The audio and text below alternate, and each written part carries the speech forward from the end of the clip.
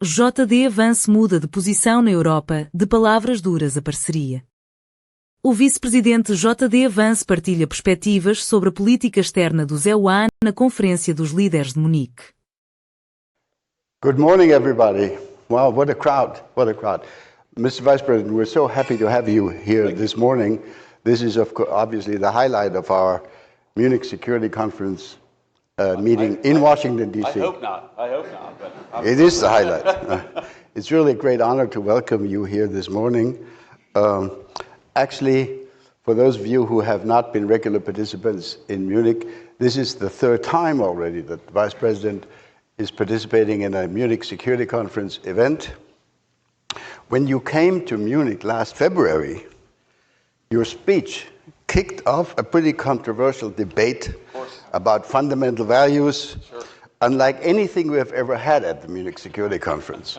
And actually, we published a brochure, a copy of which you'll have on the way out, about the speech and the reactions to it from around the world. This intense debate about how fundamental values, how the freedom of speech, the rule of law should be interpreted and applied continues to this day. Sure. But when we prepared for this meeting with your team yesterday, we agreed, and they agreed, that today we should try to focus on current challenges of foreign policy, sure, which confront us together. So thank you again for making yourself available. We don't have a great deal of time, so I'll not come up with a long introduction, and I just want to get us started. The first time you came to Munich, you were still a senator from Ohio.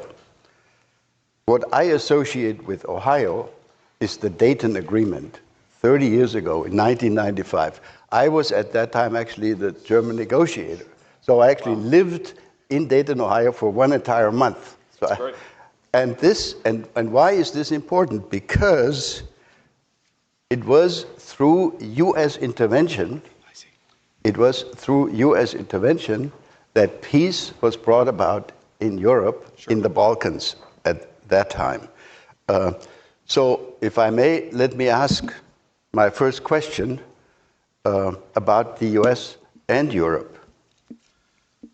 A distinguished former U.S. diplomat, Richard Holbrooke, wrote almost exactly 30 years ago in a Foreign Affairs article that the United States is and should remain a European power.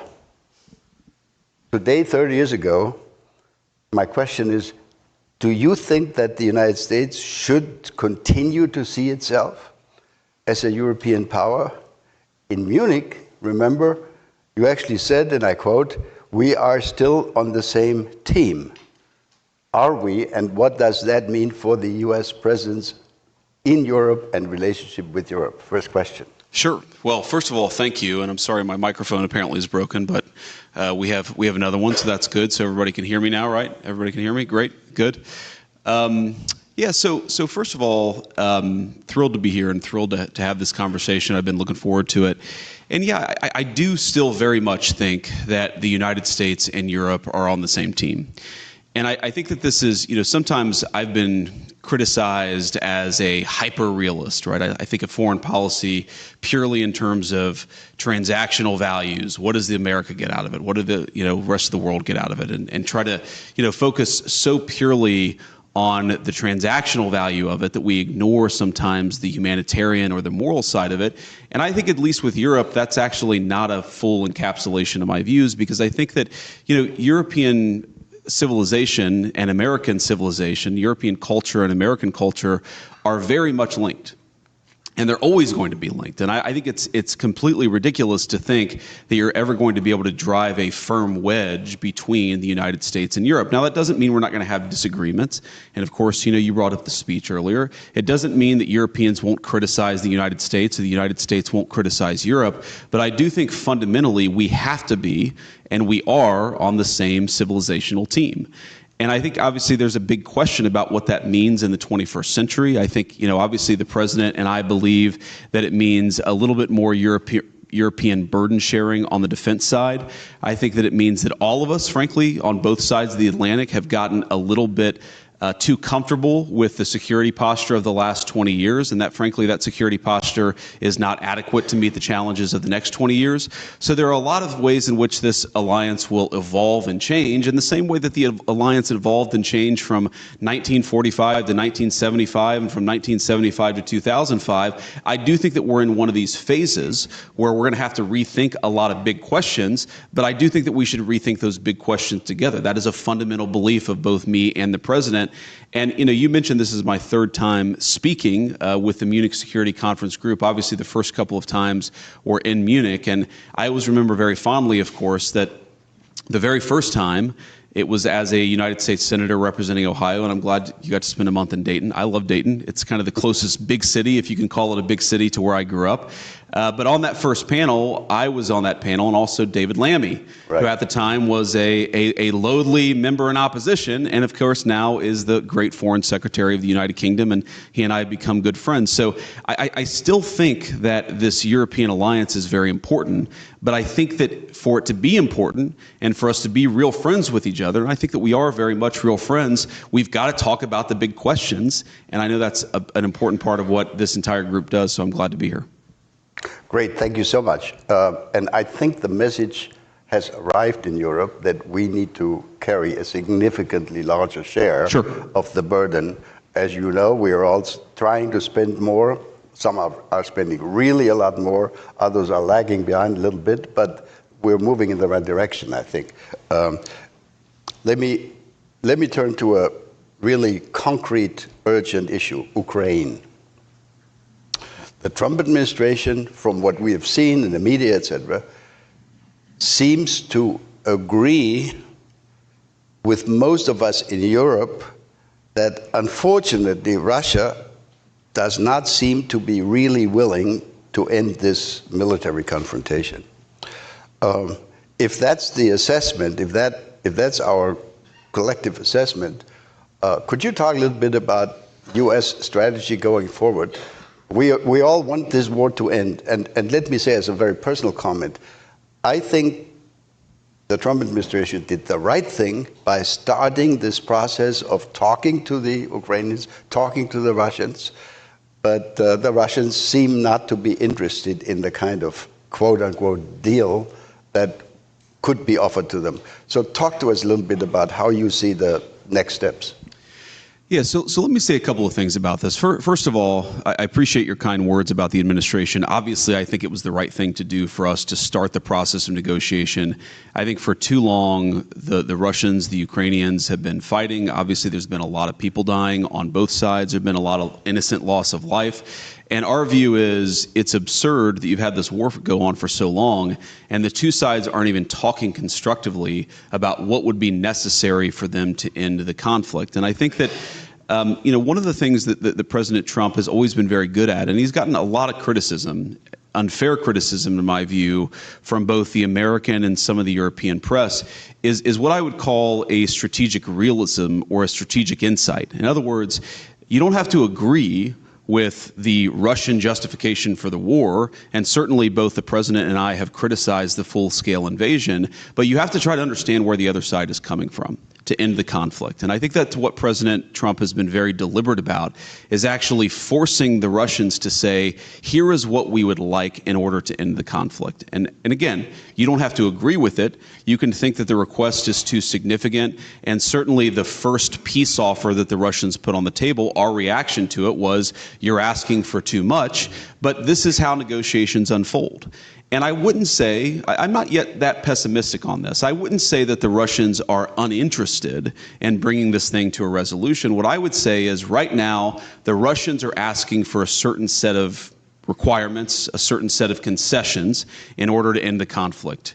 We think they're asking for too much, okay? And then obviously, the Ukrainians matter a lot. They're the other side, they're the other party, at least to the direct conflict. And we have to ask, what is the Ukrainian, what do they need in order to bring this conflict to a successful completion? And we're going to continue to have that conversation. Now, what the president has said is that he will walk away if he thinks he's not making progress. And I think that, about once every 4 or 5 weeks, you will hear some American official or sometimes multiple American officials say, this is a week where we need to make another step.